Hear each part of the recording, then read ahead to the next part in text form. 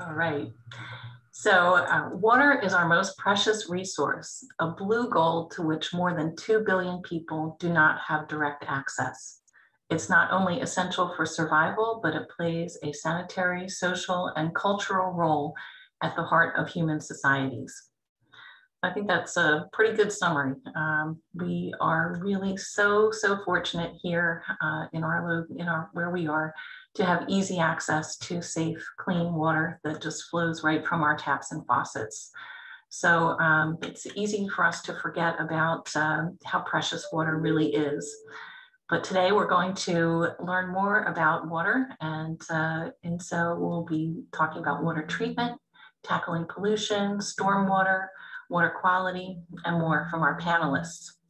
We'll learn about how your wastewater is treated from Joseph Pantalone from ACUA and Joshua Palombo from Cape May County MUA. We'll learn from Dylan O'Brien about storm drains and stormwater. And we'll also learn from Fred Akers of the Great Egg Harbor Watershed Association about water quality in our local waterways. So we're going to move quickly through our presentations, and we'll leave time at the end for questions. We are recording the event, so be aware of that. We'll email you the recordings and any other resources after the conference. And you can always check our website for the hub, Atlantic Cape May Regional Hub.wordpress.com, or our Facebook page, Atlantic Cape May Hub. So thank you all for being here. Thank you to our presenters and our participants. We really appreciate you taking the time to be part of this. And now I will pass things over to Loretta, who will be moderating today. Hello, everybody, and thank you and welcome to coming to day 2 as we get started with Joe and Josh talking to us about how our water is treated. I do ask that you guys please keep yourself muted throughout the remainder of our presentation. If you have a question, put it into the chat box and we'll be answering them towards the end. So if it's something that you think of and you don't want to forget, put it in the box and we'll be more than happy to take care of it after all of the presenters have talked. Joe and Josh, whomever would like to go first, you guys are up on deck. Okay, thank you. Good afternoon, everybody. My name is Joe Pantalone. I'm the Vice President of the Wastewater Division, Atlantic County Utilities Authority, housed in Atlantic City, New Jersey. And Josh, you want to introduce yourself? Go ahead. Thank you, Joe. I'm Josh Palombo. I am the Wastewater Program Manager for the Cape May County Municipal Utilities Authority. So what we were going to do, we're going to share our presentation and take you through our wastewater processes. We accomplish the same thing, we do it slightly different. So I'm going to go first and Josh is going to jump in, and we have some collaborative slides that we'll talk about. So we're going to, Josh, I'll share, okay?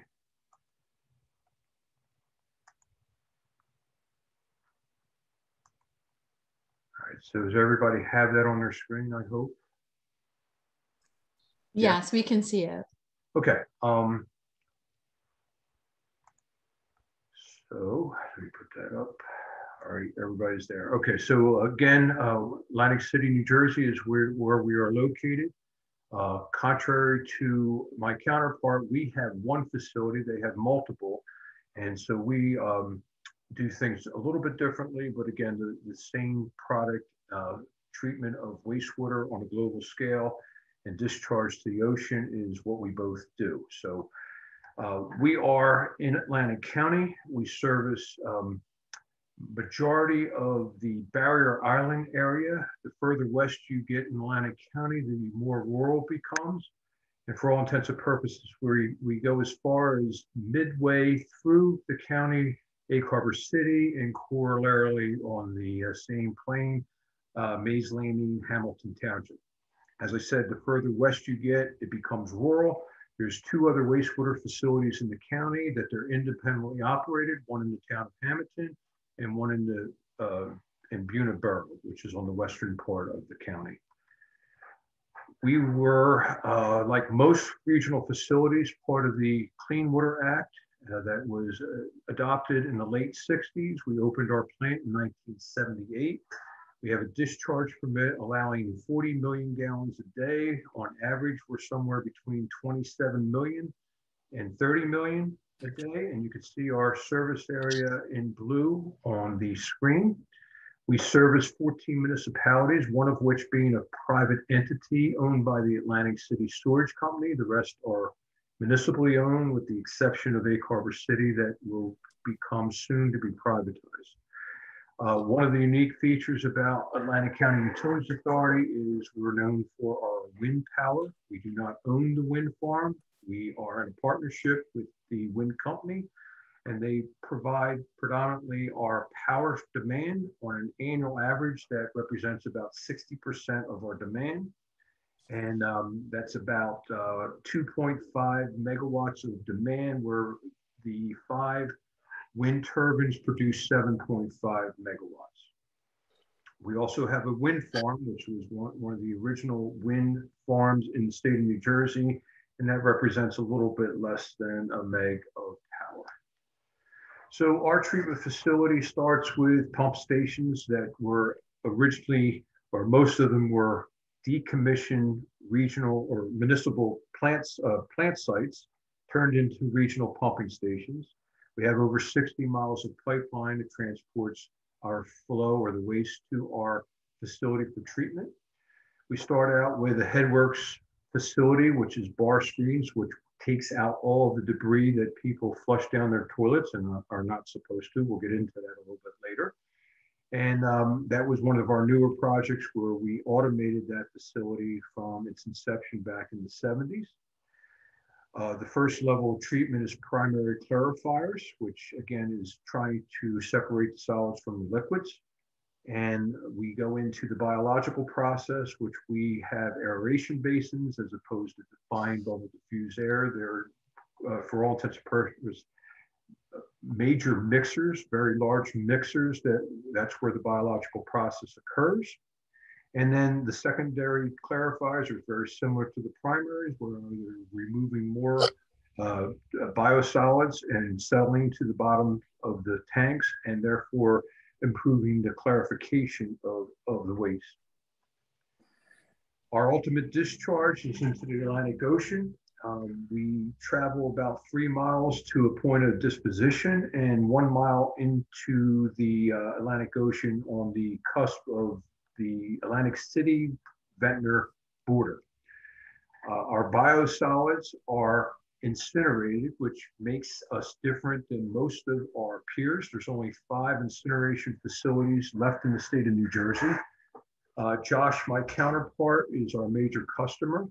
They bring as many as 6 30-yard cans of biosolids in the summertime. And of course, because of their seasonal variation, that dissipates down to maybe 1 or 2 cans post Labor Day. But again, to reemphasize, we are a partner in the sense that we do something in terms of a regional network, is manage the biosolids for many communities, most notably my counterpart in Cape May. We pride ourselves on having our own lab, which is a very important ingredient to the wastewater process and the monitoring thereof. And because of our regional network and connectivity with the county, we perform all of the beach testing for the Atlantic City beaches, as well as we service a number of school districts for their wastewater facilities, but most notably their public drinking water. And you know, the editorial comment, some of the debris that we see coming through our pipelines are noted there. That's our bar screen activity, where we screen all of the debris, some of the toys that we collect and give out for Christmas. No, I'm kidding. It stays there for display. And that is where we separate all of the debris, and we're asking people, and one of our missions in life is to flush the right things down the toilet, and flushable wipes are not flushable. That's one of our main ingredients. So you can see what's not permitted down there. So on that note, I will hand it over to Josh so he could explain the difference between us and them. Again, we are one facility, they are multiple. We incinerate, they do not.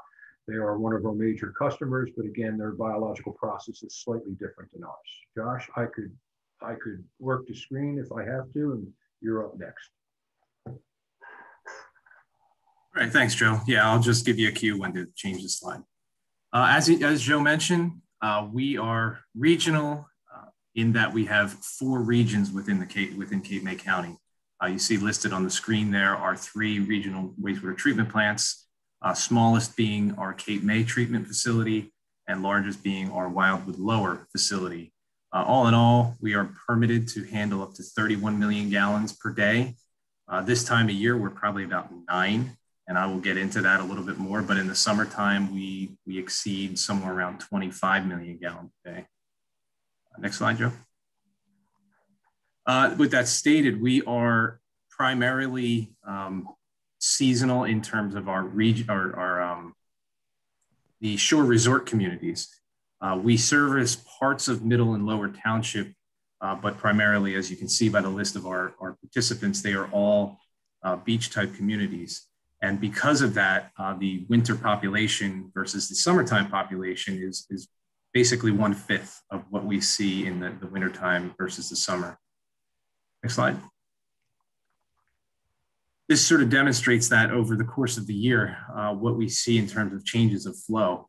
If you look down here in April, our gray line, which is our biggest plant, Wildwood Lower, sometimes is just above 2 million gallons per day. And then you fast forward up to July, and we are in the 8 million gallons per day. The challenging part with that is how do you design a treatment process that's going to handle that type of fluctuation in flow? And somebody was doing some thinking back when they designed our plants because they landed on the rotating biological contactor treatment process. Next slide, Joe. This is a basic schematic, very similar to what you saw with Joe, as this is our 7 Mile Middle region. As flow comes in the treatment plant, it enters our mechanical bar screens and aerated grit, and that is to remove any inorganics, large and small, from the waste stream. The same primary clarification process happens prior to our biological treatment, which is the rotating biological contactor. The rest of the schematic sort of shows you the sludge process and ultimate disposal. But what I'd like to focus on, because it is what really makes us unique, is the rotating biological contactors. Next slide, Joe. Rotating biological contactors are a fixed film process. And as you see in the middle, they are usually installed in trains. And I'll get into that a little bit more. But each RBC itself, next slide, Joe, is made up of 100,000 to 150,000 square foot of plastic media, which is a surface that allows microbiology to grow on and produce basically a bug motel, for lack of a better term. The cylinders themselves, they rotate slowly throughout the wastewater. The bugs come up for air, breathe in some of the oxygen, they go down back into the water, and they consume the bad bugs, as we like to use sort of jokingly, but that's really the process. And if the best way I can describe it to the layperson is if you've ever walked through a flowing stream and you stepped on a rock and there was slime that you felt at the bottom of your foot, that type of natural process where microbiology is harvested in the environment and treats the stream water is accelerated in the RBC process. It's exactly the same conditions we're trying to mimic. Next slide, Joe. This is just another schematic that shows how the RBCs are set up in trains. And each cylinder, as the flow passes through it, is slightly different than the others. As flow enters the RBC train, the square footage of media is about 100 square feet. As it exits, we are looking at about 150,000 square feet. And each one of those RBCs is designed specifically for the load, organic load that they would be potentially seeing. Next slide. This is a little closer look at it. The biomass or microbiology that grows on the media, as I said, it breathes oxygen and consumes other organic material. And as it dies, it sloughs off the media. And that is what is settled out in our secondary clarification process, as we displayed earlier. Next slide. This is a little bit of a look at it that our operators are, this is what our operators look at every day. When they look at the outside of an RBC, this is what they're looking for. They're looking for a slimy, brownish, greenish growth on the outside of an RBC. And as Joe demonstrated in his previous slide, this is what the microbiology looks like under a microscope. And what we will typically do, again, this goes back to our seasonal nature, is we will look at the microbiology at the beginning of the summer, throughout the duration of the summer, and then throughout the winter, just to be sure that we're getting the right type of microbial growth in our RBCs. And if things change based on flow, we'll turn on some RBC bays, we'll turn off some RBC bays. And that goes back to my point about how to design a region that sees fluctuations in load the way we do. The RBC process works extremely well for large fluctuations in flow that go up and down, because the microbiology has a good way of recovering and or shutting down. Next slide. But that being said, between Joe, ACUA, and Cape May County MUA, we discharge our effluent out to the ocean in the area of billions of gallons a year. We both do a really great job in terms of treatment, and that shouldn't go unnoticed, but there are better ways to dispose of effluent discharge. And with that, I'm bringing Joe back into the conversation so we can discuss that a little bit more. So just to go back on what Josh was explaining and the differences, we do not at Atlantic County Utilities Authority experience fluctuations. So therefore, when the design of our treatment facility, which was pre-casino, believe it or not, it was sized for 40 million gallons a day at one facility. But we do take on more of a stable population as we go inland. And some of the shore communities that we experience are not as volatile to seasonal variation. So our process of where we take care of the microbiology is done in a mixing zone, if you will, in our aeration system. So it's a different design, and there's a reason there's a different design, because of what Josh said. We do not experience the seasonal fluctuation as Cape May County does in their 4 facilities. So one of the things that Josh and I collaborated on is the Clean Water Act back in the 60s was very, very successful in eliminating wastewater treatment plants that, for all intents and purposes, just took the lumps out. They were primary treatment. There was not any secondary or tertiary treatment exposed back in that time frame. What the result of that is there were receiving waters that were inhabitable. They were not safe for shellfishing or bathing or the like. So the Clean Water Act was a major accomplishment. However, what that did was regionalize everything, especially for us who were on the shoreline.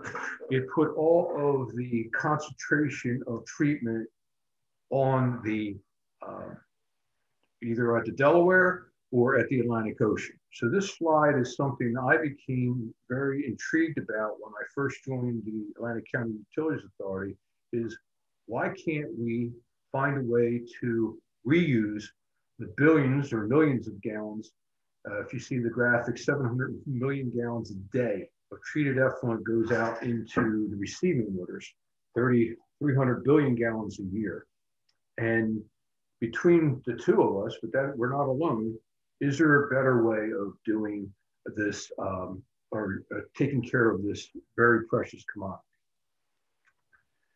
So Josh is going to talk about what they have done, and I'm going to talk about what I'd like to do. He's a little bit more successful in some smaller projects, but we are sharing the same thing. Josh, back to you. So the reuse process, which our facilities and ACUA's facilities are not designed to do because we are permitted for effluent, for discharge in the ocean, is a nitrification process. And it removes the ammonia and the total nitrogen from the waste stream to make it suitable for public access. And when I say public access, I mean things like, next slide, Joe. I mean things like irrigation facilities and sidewalk washing and fire suppression system. And this is a list of areas that you can find it throughout the country. They're very prevalent in areas like Florida. And as you can see in the third bullet, you have 22.5 million gallons per day in Walt Disney World is reused. In California, there are large vineyards that reuse their reclaimed wastewater. In New Jersey, there are really only 25 permitted projects because obviously New Jersey doesn't have the drought issues that some of these other areas of the country have. Next slide, Joe. But in Cape May County, we do have a small project where we take some of our treated effluent from our 7 Mile Middle wastewater treatment plant and we treat it to that standard for public access. Next slide. As I mentioned, because New Jersey is really not a drought-stricken area, typically drought-stricken area in the country, how did it happen? How did it come to fruition in Cape May County of all places? Sort of a stars aligned type of situation happened where Cape May County Municipal Utilities Authority, County of Cape May, Middle Township, and the Atlantic Cape Community College all came together based on the Cape May County MUA's research and feasibility for a project. What you're looking at is the cover page of an interlocal service agreement that we had with all these other entities. This was done back in 2011, and the project began moving forward. Next slide. Some of the details on how this came to fruition. CMCMUA applied for and received a $1.2 million grant from the NJDEP, which represented roughly 2/3 of the cost of the treatment plant design and construction. The County of Cape May and Middle Township agreed to split the cost for a distribution system from the treatment plant at 7 Mile across Middle Township, where they'd like to use the treated water. Middle Township received a $400,000 grant for an agricultural grant, for an irrigation system at a sports complex. And in the end, the Cape May County MUA committed to distribute 300,000 gallons per day to the system and continue all future operations and maintenance for the treatment plant. Next slide. The system itself, these are the what was approved by the DEP in terms of gallonage to the different areas of the county. 50,000 gallons was allotted for the internal use at the wastewater treatment plant. 169,000 was designated for the Crest Haven complex, which is directly adjacent to our 7 Mile Middle treatment plant. Middle Township was approved for 86,000 gallons, and the community college was approved for 10,000. But all in all, we have distributed about 4 million gallons per year to the system, which is not going out in the ocean and is used beneficially and is not taxing the public water supply. Roughly 10 million gallons since the initial operation of the treatment. So this is a very successful project. We have 3 very happy customers every year that we turn the system on, and they don't have to use their public water for irrigation and wash down and things like that. Next slide. Just a little overhead schematic. The 7 Mile Middle treatment plant, which is located in Middle Township in the Crest Haven, at the edge of the Crest Haven complex.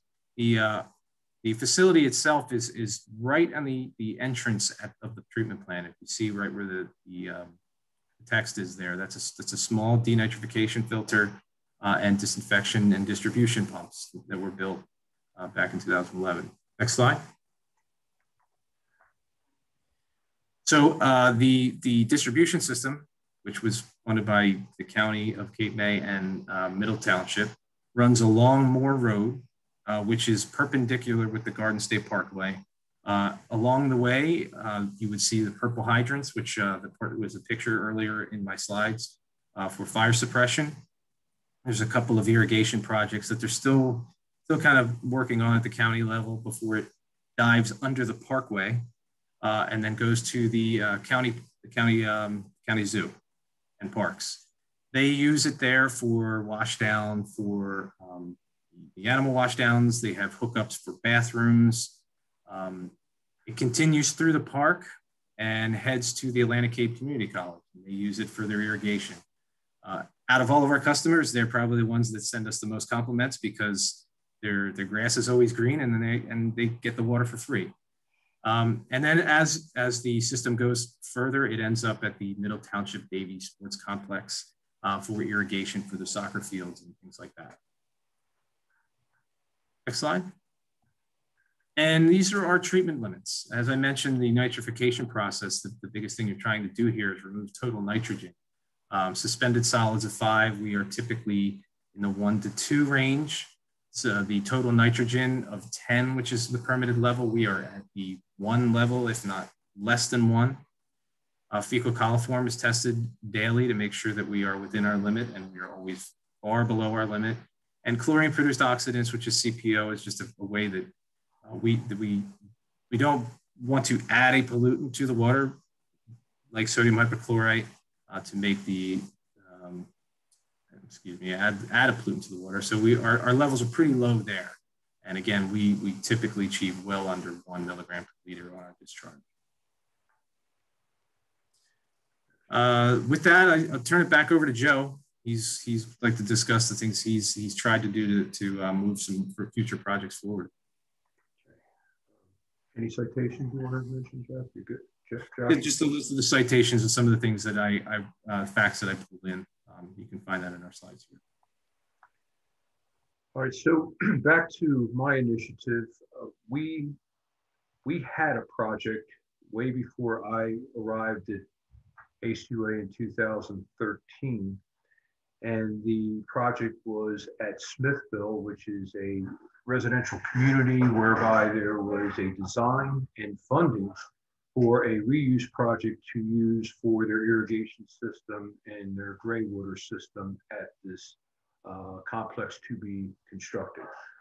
Rick Dobie is on the line here. He lived through that, and it went as far as it can go before there was some political emaciations that kind of thwarted that project. So when I came on board in 2013, 2014, I said, well, that was a good project, and maybe it didn't materialize in that vein, but there's a golf course right next to that facility, and we have a main that traverses through the Seaview Country Club, which is a major country club in Atlantic County and in New Jersey. And to the tune, they use 880,000 gallons per year, and they could use more. And at the time, Stockton owned the golf course, and they were a willing participant or partner because they realized, the owners at that time, that they were going to attempt to get permission to divert that amount of water.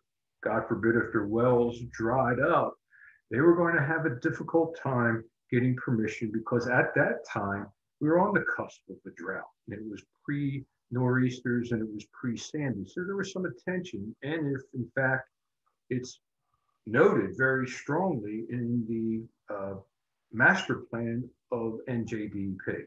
So if you could see the date on my project, that after much harangue with the DEP, they made me go through hoops to submit a report. And this report is very detailed. They told us what they wanted to do. It was a very easy project. We were going to mine off of our influent line from the Smithville pumping station and treat it on site for the growing season at Seaview.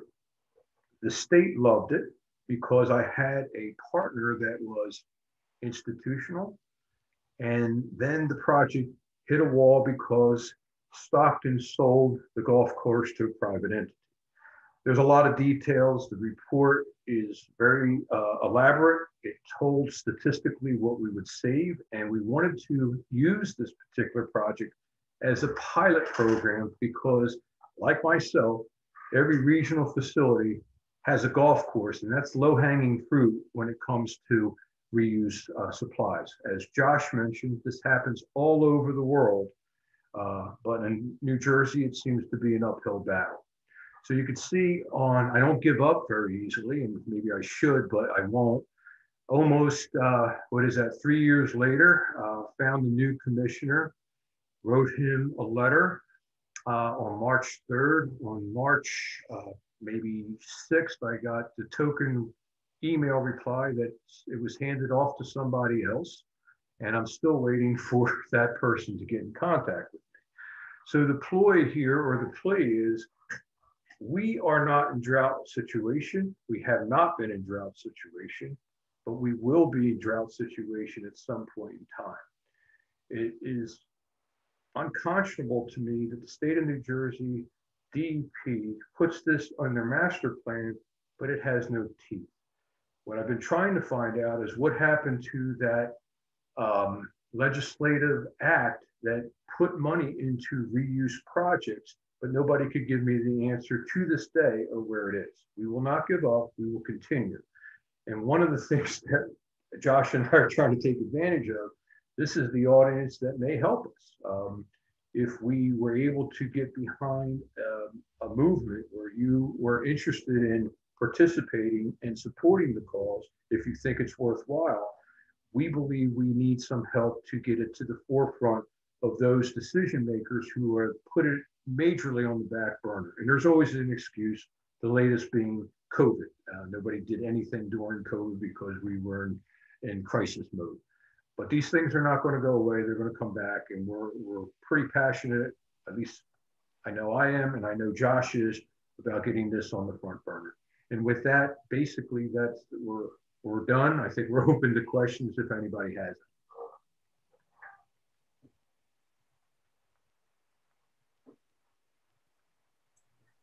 Actually, we're going to take questions at the end, so we can get ready for our next presenter. Okay, thank you very much. Appreciate your listening. Thank you, Joe and Josh. That was extremely, extremely informative. And next up, we'll have Dylan O'Brien talking about storm drains. Dylan, are you ready to share your screen and get this ball rolling? Ready to go.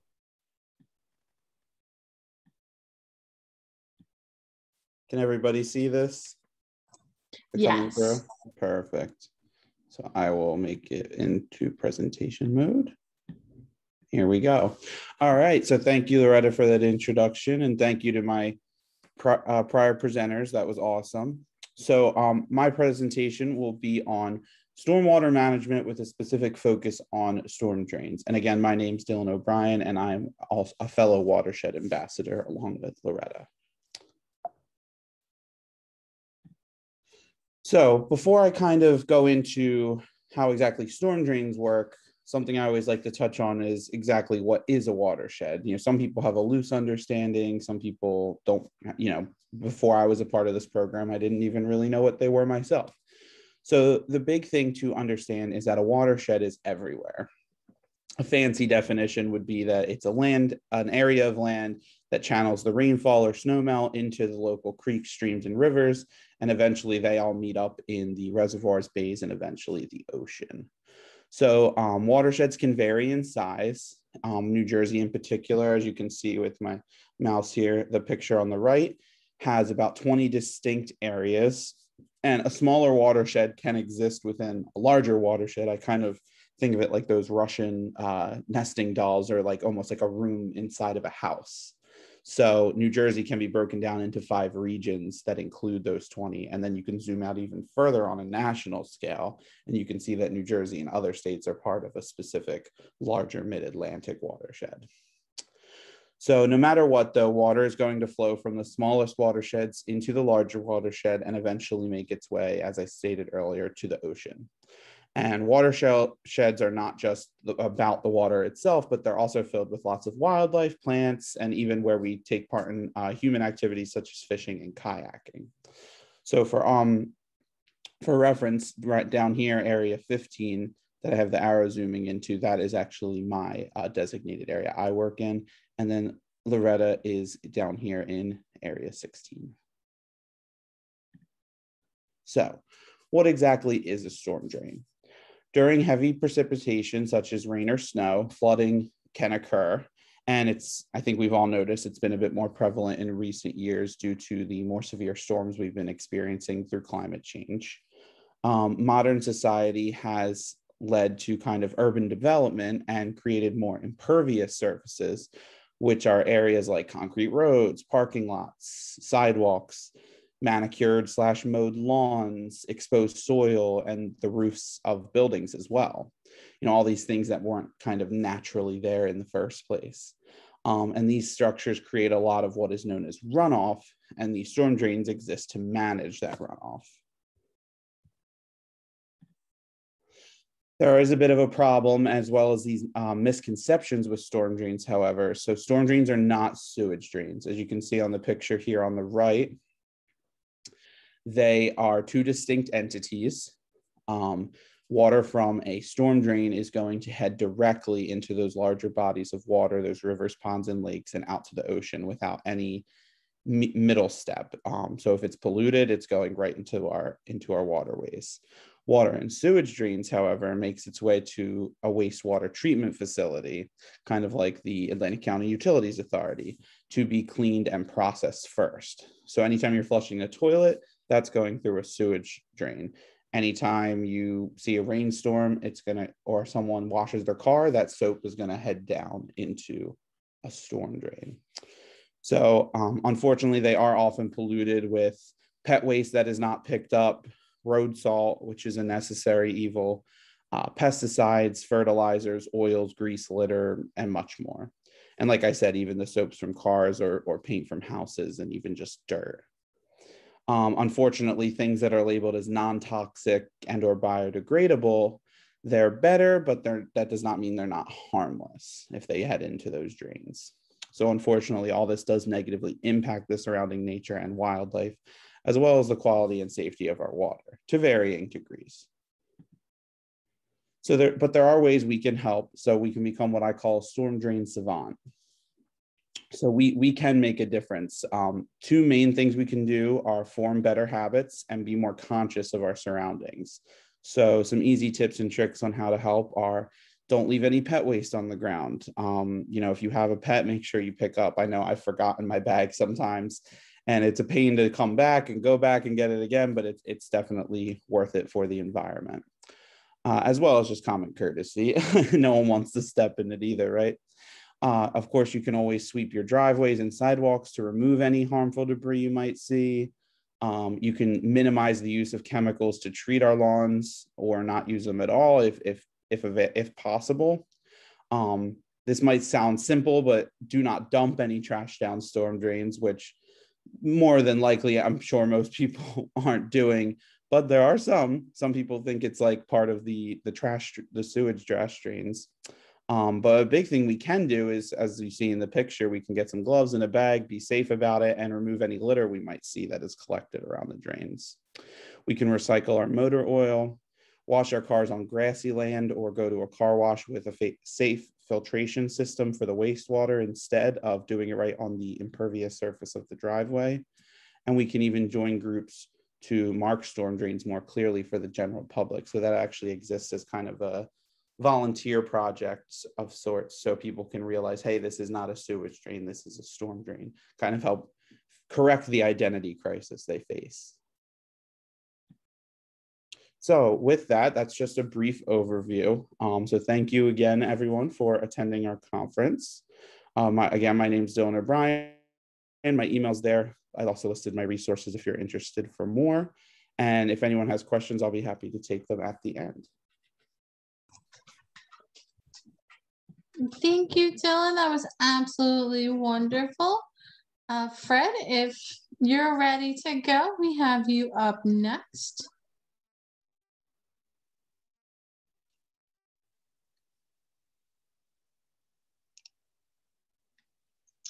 Okay, everybody can see my slideshow presentation? It is still loading on my end. It looks a little blank.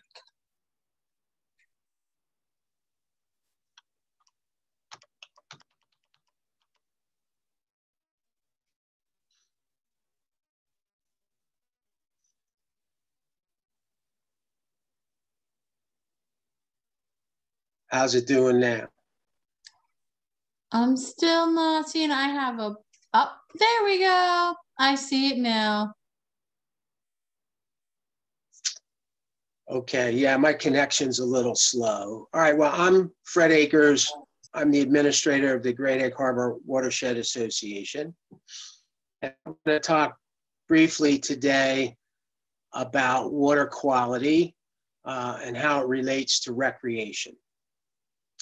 So just checking again, can you see the slide of the Great Egg Harbor Watershed? Is that Yes, we on can. now? Okay, so that's the Great Egg Harbor Watershed, and you can see there's a lot of water, a lot of streams, tributaries. It's pretty cool, a lot of water going on.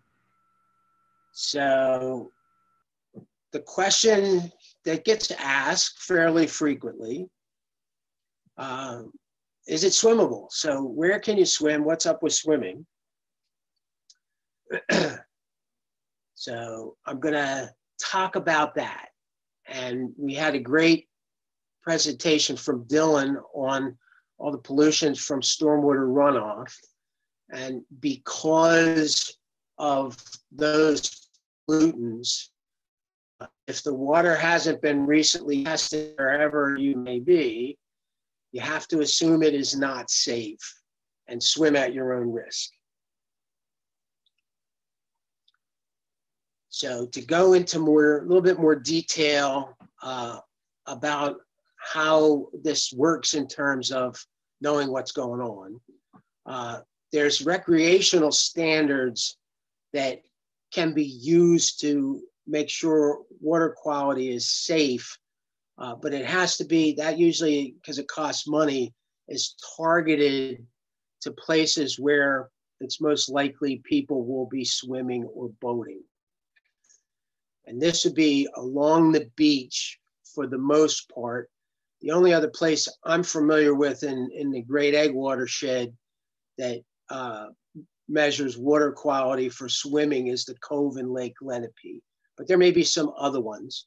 So when there's a swimming season going on at the beach or at the Cove in Lake Lenape, there's water samples are continually being taken and tested. And if they are continue to be good, then swimming continues to happen. But if there are problems with the test, then areas get closed. And the oceans are where you see this most often. And so far, I think that things are going pretty well because the beaches don't get closed very often anymore these days. And I just give a shout out to Joe because his lab is the lab that does the testing, I believe, for the Atlantic County Health Department for the beaches.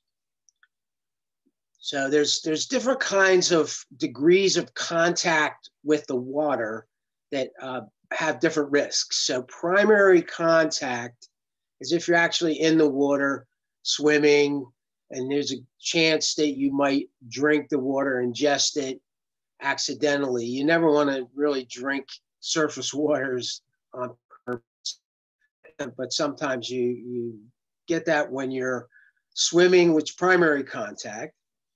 And then there's secondary contact is another metric. And that's for like boating and fishing and other water recreation that's not specifically, down there swimming in it. And the standards that they use for testing are bacterial testing. And they test for E. coli for freshwater and enterococci for marine and brackish water. So those are kind of the nitty-gritty of the testing standards.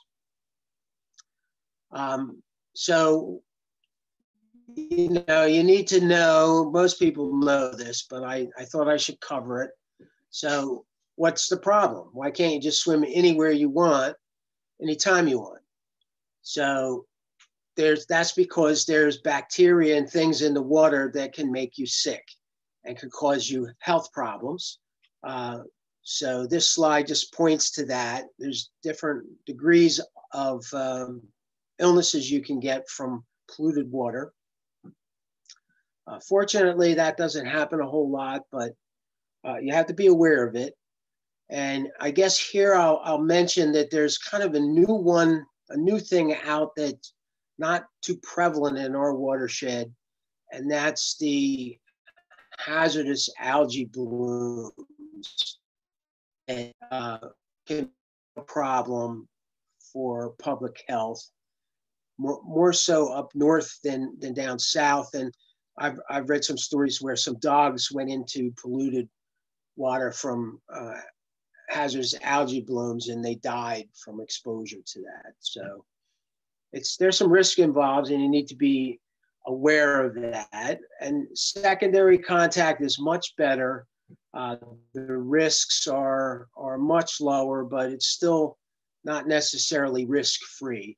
I think in the Great Egg Harbor watershed, people that live in our watershed, the water's in general pretty clean. We don't have a lot of legacy industrial pollution sources from the past, like in other watersheds. So it's fairly safe in general, and it's pretty good, but you just have to know that there's some risks involved. I'm going to focus on something that's happening, another metric that I like, I think it's important to know.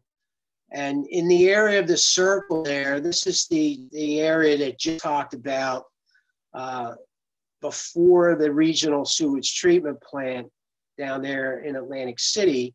There were a lot of sewer discharges that were small municipal ones that were into the bay, and they were polluting the bay. And one of the economic impacts of that was an inability to benefit from the harvesting of shellfish, because if the water's polluted, you don't really want to take shellfish out of polluted waters and eat that.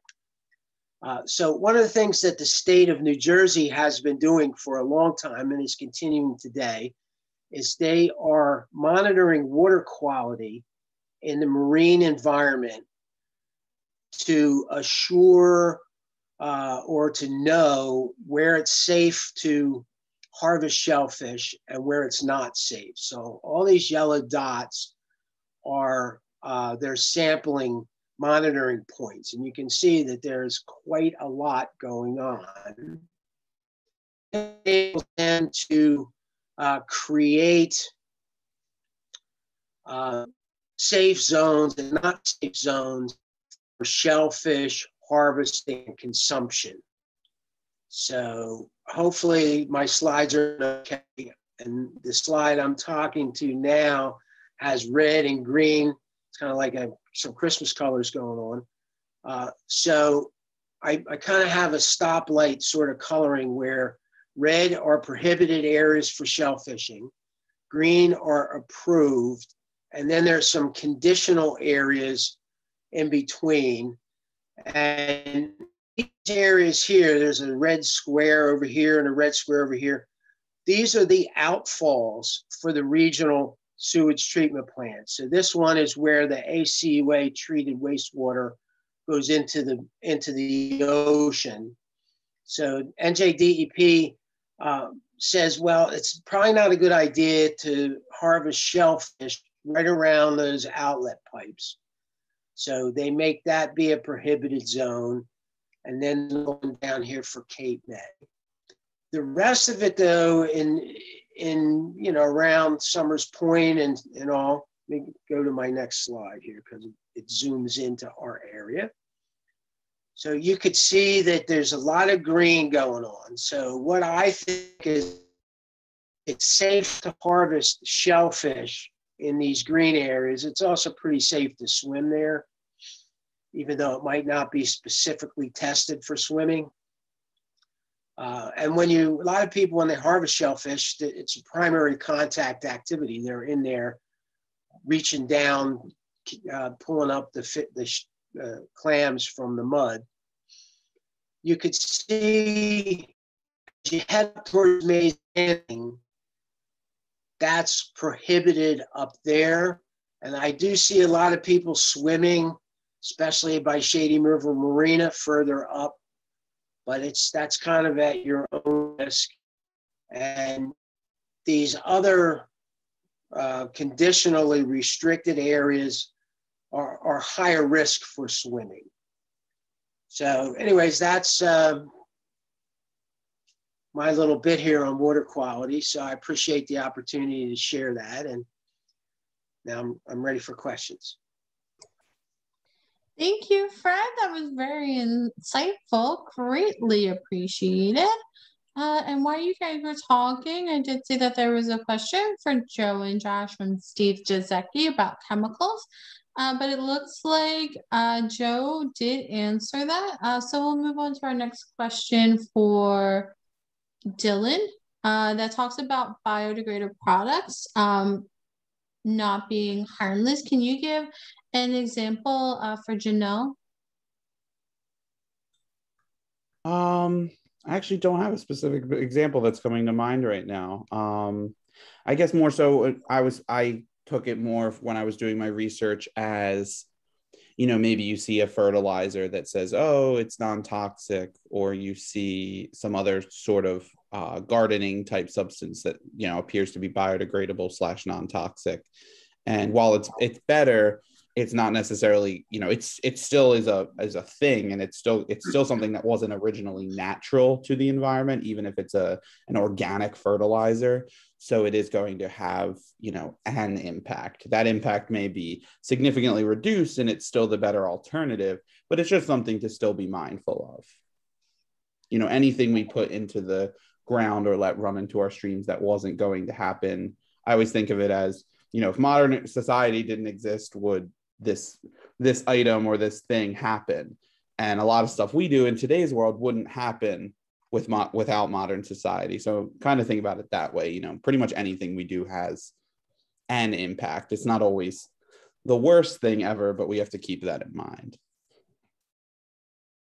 Thank you. Wonderful. We have another question from Steve Giesecke. Could the discharge water be injected back into the aquifers? Any thoughts? So I guess that would be for either Joe or Josh. Yeah, I can jump in, and Joe chime in whenever, if you'd like. I just want to also build on Joe's response to that first question. You know, typical household cleaners or household bleach is the same chemical we use for disinfection. So in, you know, relative terms, it's not going to harm our treatment process. But on the pharmaceuticals, that is not something that our treatment process is designed to handle. So it is not recommended that they go down the drain. On the aquifer question, with the proper treatment, I believe that it can. I think, but in the Cape May County's example and the example Joe is pushing for, it's more of an infrastructure availability question. So if you can take water that's been treated to public access point, and all you have to do is move it to an area that needs it, like a golf course in the vicinity, that is a lot more feasible than you know, pumping it all the way to an aquifer. I hope that answers the question.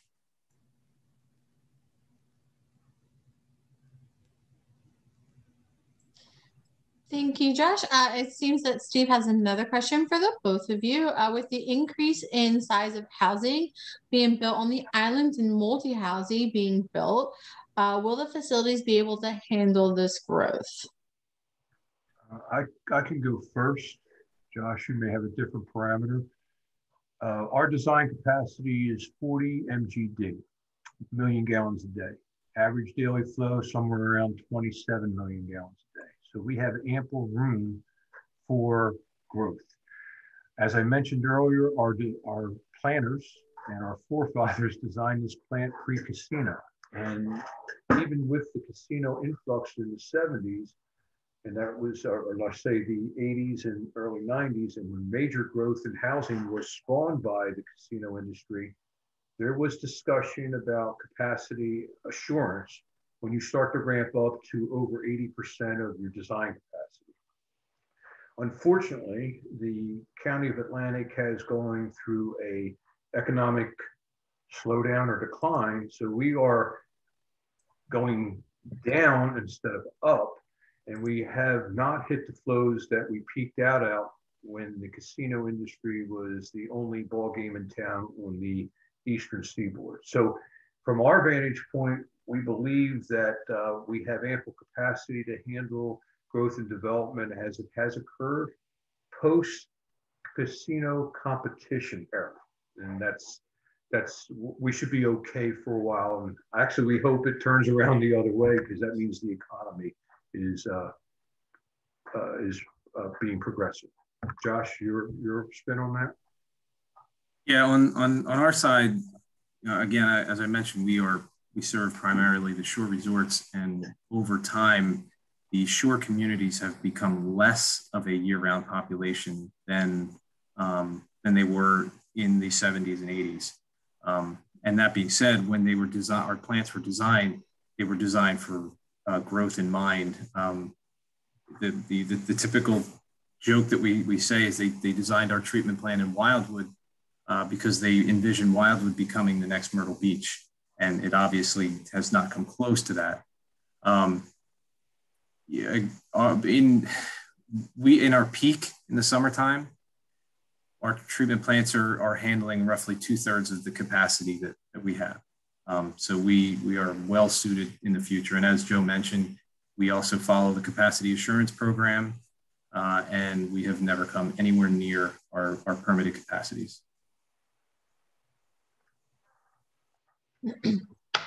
Thank you both. I see we're at our 1 o'clock end time.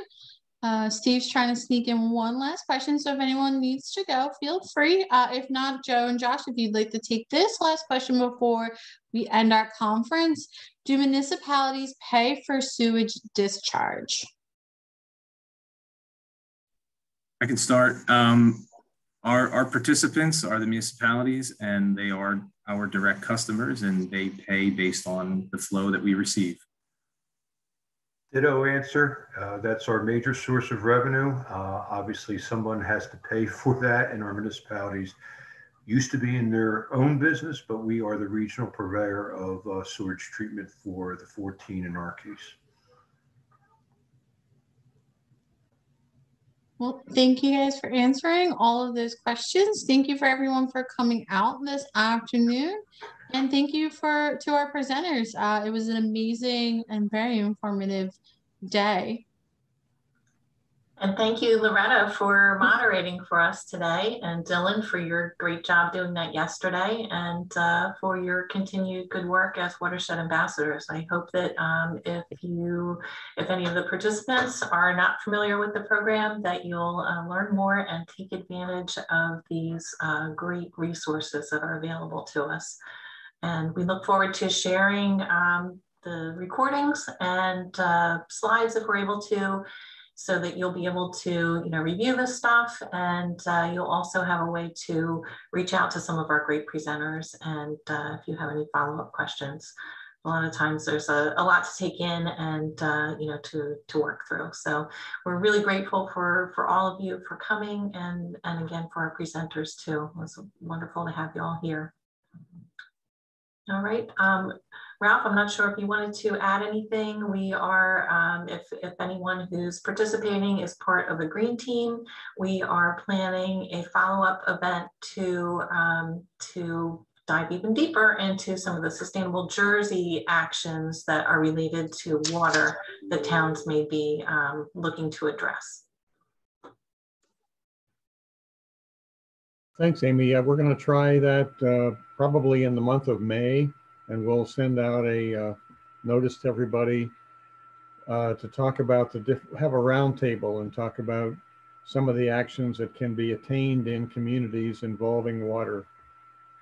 It's a very good program, and I hope everybody had an informative session today. Thank you. All right. Thanks, everyone. Thank you.